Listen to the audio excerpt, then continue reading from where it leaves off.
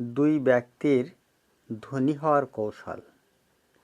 চলছে মাহে রমজান, রাত ৩টা ৩০ মিনিট। হঠাৎ মসজিদে মুয়াজ্জিনের সেহরি ডাকার হাঁকে ঘুম ভেঙে যায়। তাড়াহুড়া করে উঠে ট্রলি নিয়ে বেরিয়ে পড়ি। মাটি নিয়ে পৌঁছাতে হয় বিভিন্ন মালিকের পাশে। দিন শেষে হাতে পৌঁছায় ৪ থেকে ৫ হাজার টাকা। কঠোর পরিশ্রমের ফল।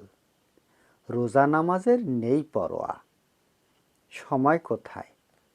ধনী হতে হবে, বড় আশা, ঢাকার বুকে একখণ্ড জমির মালিক হওয়া। পৃষ্ঠার উল্টো পিঠ।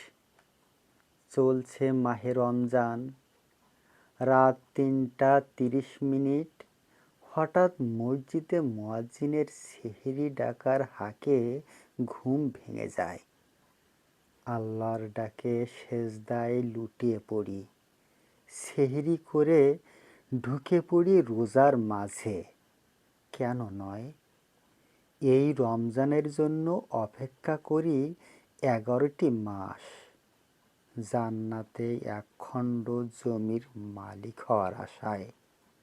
বলুন তো, প্রকৃত ধনীকে?